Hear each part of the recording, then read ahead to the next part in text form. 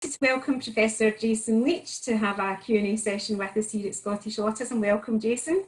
Hi, thank you for having me. It's a great opportunity to. It's an important community, and I feel as though I haven't got to know it well enough. So I'm delighted to be asked. Well, we know you're a very busy man, so we've been asking people to send in questions that you have particular expertise and insight to. So we'll just kick off. There were lots of different questions, so we'll try and cover as many of them as we can. We've had a lot of people worried about schools, a lot of autistic children struggling with the school closure and making that transition. And now what parents are worried about is when that will be lifted and the transition back for people, which will be difficult. So people are really asking what notice they'll be given ahead of schools opening again. It's a good question and an important question, particularly for the community that cares about autism, whether it's the kids themselves or the parents and the carers and the grannies and grandpas.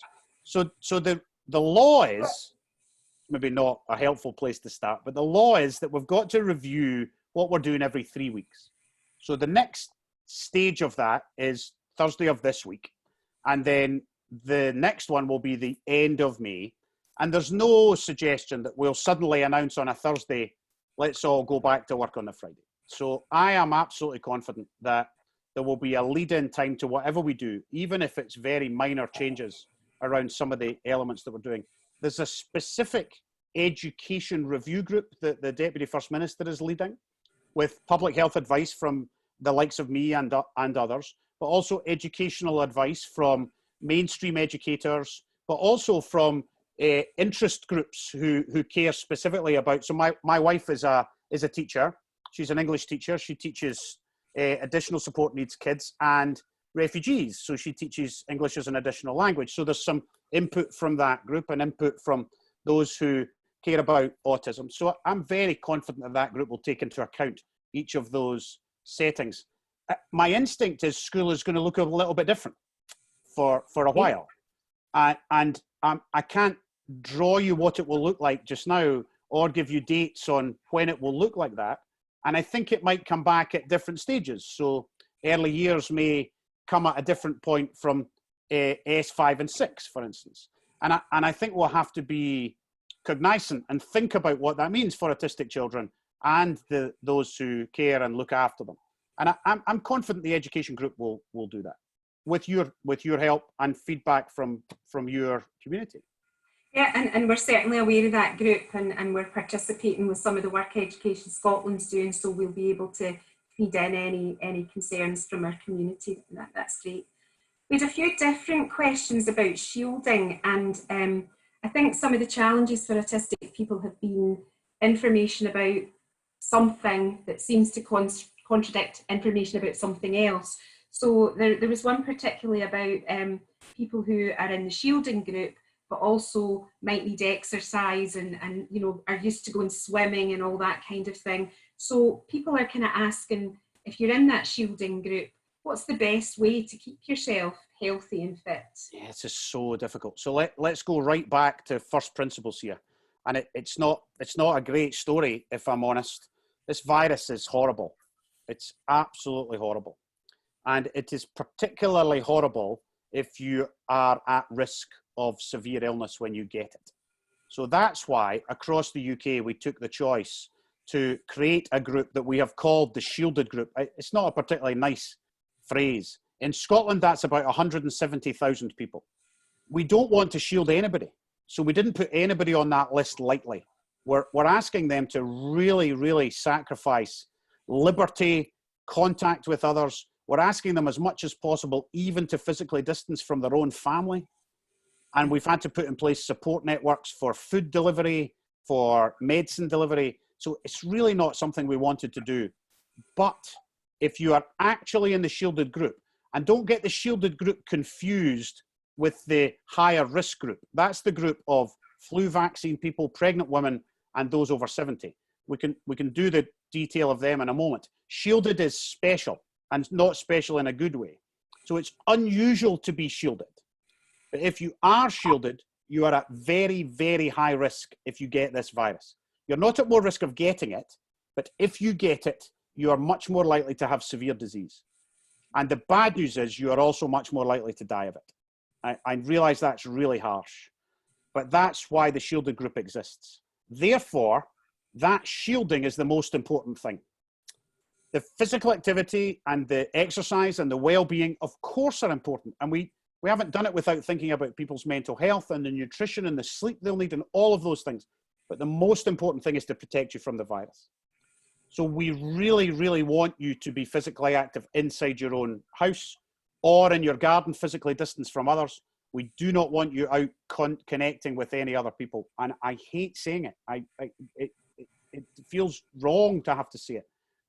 But them's the rules. I'm really sorry. Now, the other problem with shielding is that shielding doesn't all happen in nice detached Georgian villas in houses of 2 people with separate bedrooms and 4 bathrooms. Wait, I mean, that's not how people live. People live with autistic children. People live with families of 6, granny up the stairs and cousins next door. So we understand that shielding will not always be an exact science. But the principles are that you're at such a high risk that you have to be really, really careful. And we need you to try and do that. If you need to change a baby's nappy, then you need to change a baby's nappy. We're not stupid.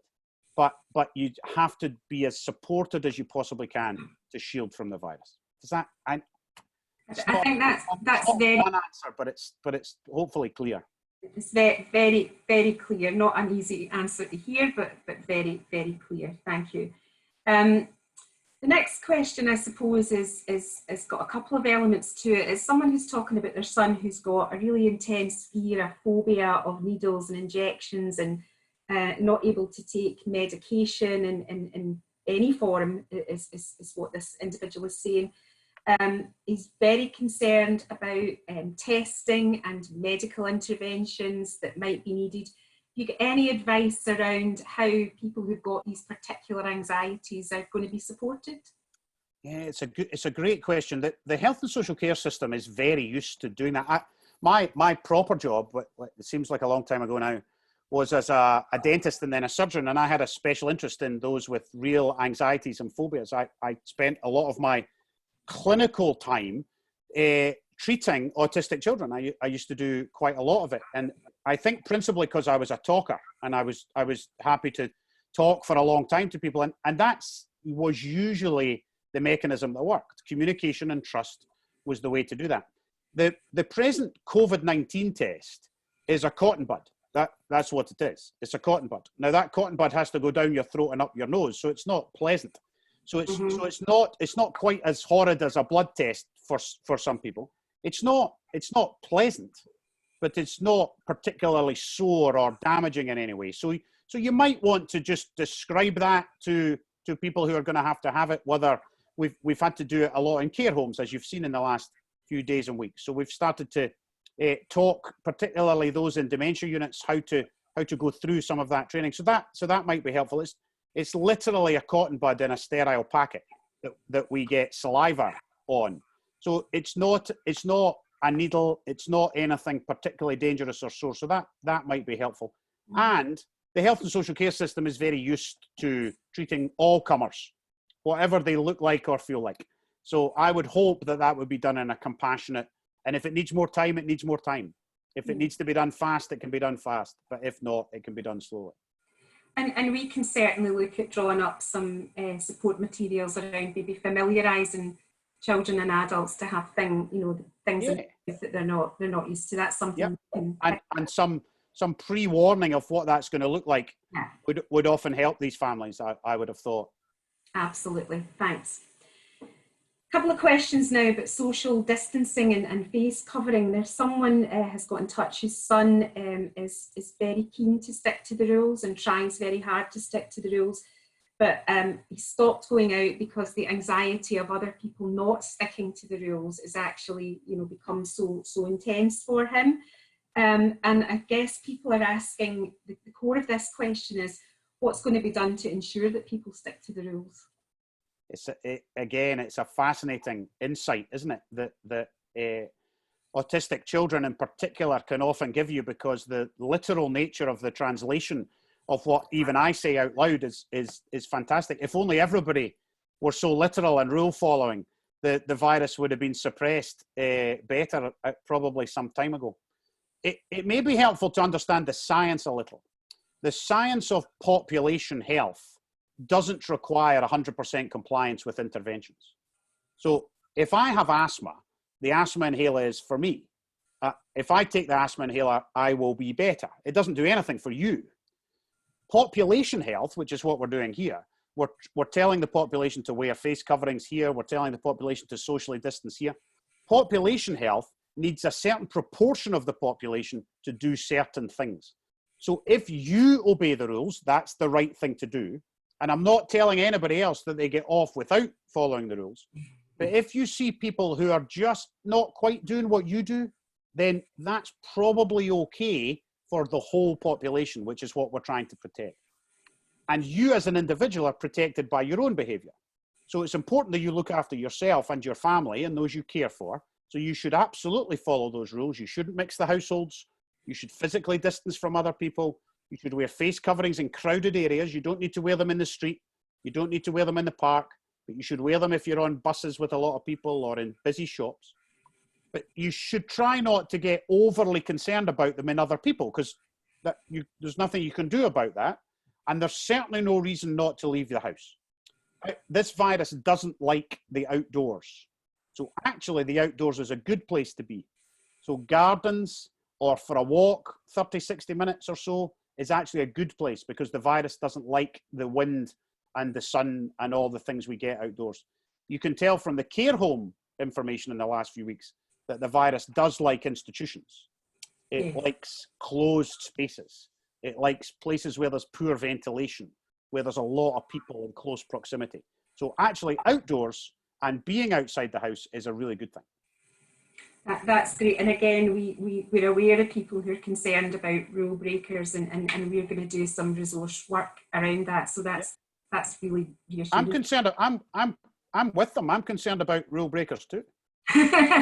Yes, down with the rule breakers. The other side of that is an individual who's got in touch with us with an autistic daughter who also has epilepsy and really cannot tolerate things on her face. Very difficult. People are a little bit worried that face coverings are going to become mandatory, and if that's the case, what will the exceptions be for people who are autistic and perhaps have sensory sensitivities to these sort of things? Yeah, so let's be clear what the rules are just now, or what the guidelines are just now. We're not overly convinced by the evidence around face coverings. You can hear us in our language we're using talking much more about hand washing and physical distancing, so we're certain that those things work.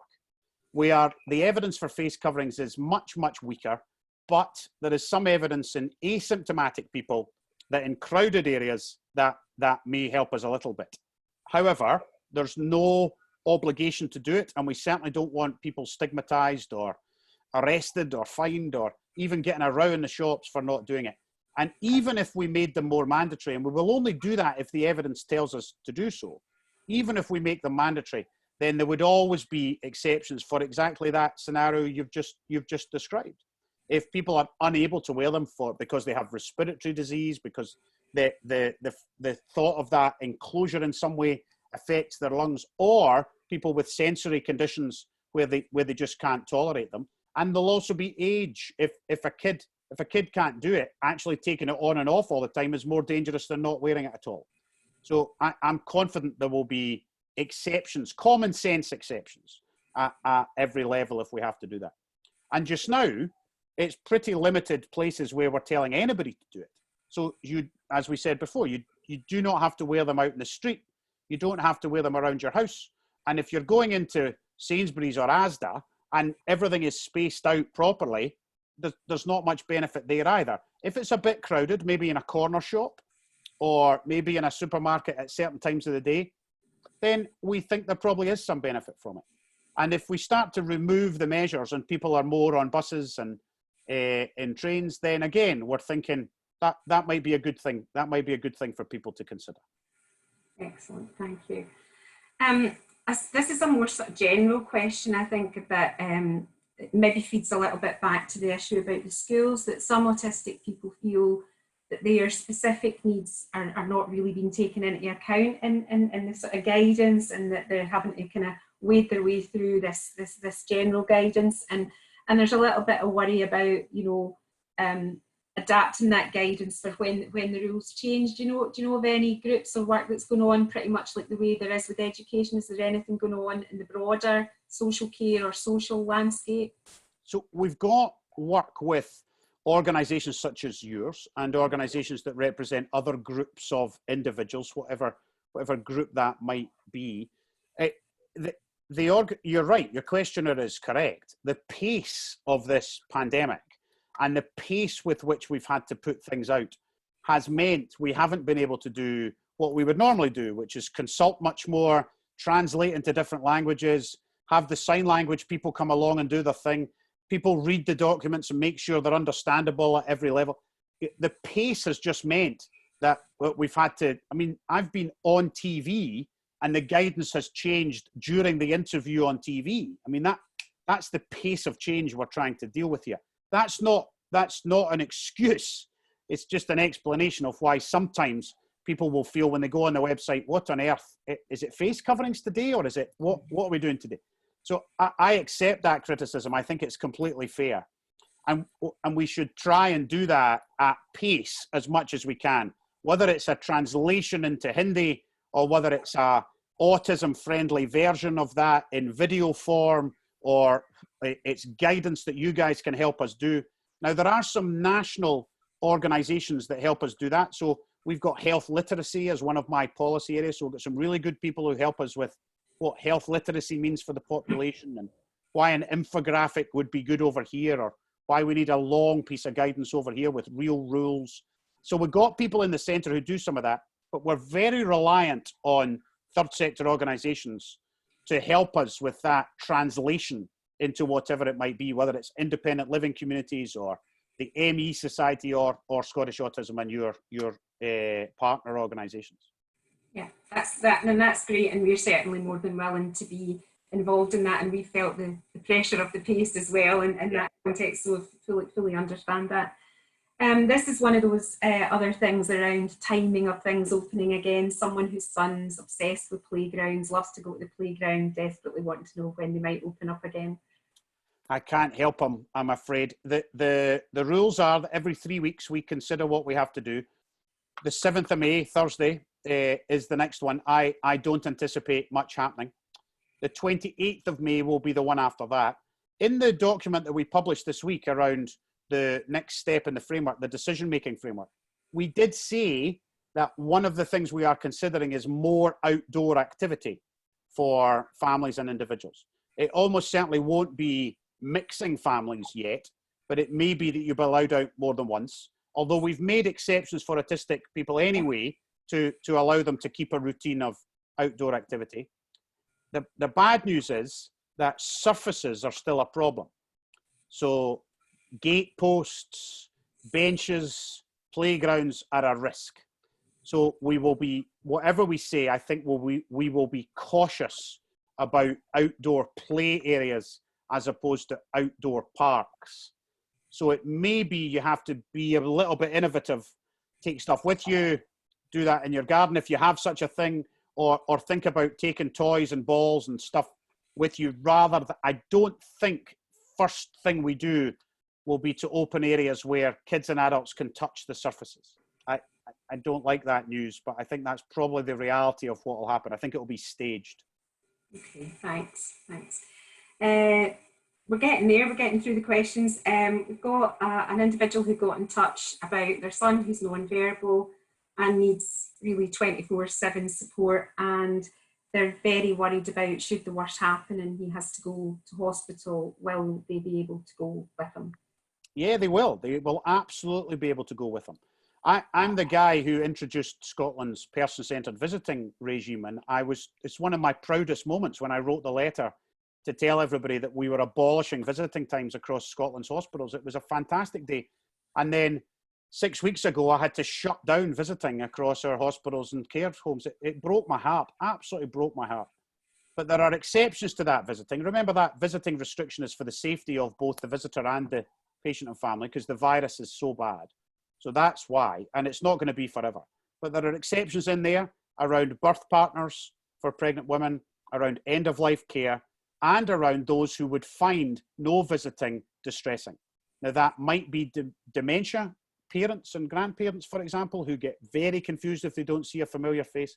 And also for people like that, like your correspondent has just suggested. What we would say is we have to do it safely. So we have to do it in a way that reduces the risk as much as we can for your kid and you. So you're not going to be able to take a family of 6. I know that's not what their questioner asked, but you're just not going to be able to do that. So it's about probably single people, probably named individuals who can come and be with that person in a safe way. You might be given some protective equipment to wear depending on what it is. If it's an A&E visit because there's a sprained ankle, you won't notice much difference at all, actually. But if it's a 4-day visit because there's a burst appendix or some other incident, I hope that doesn't happen, then absolutely you'll be allowed to visit, but it'll feel a little bit different for the next little while.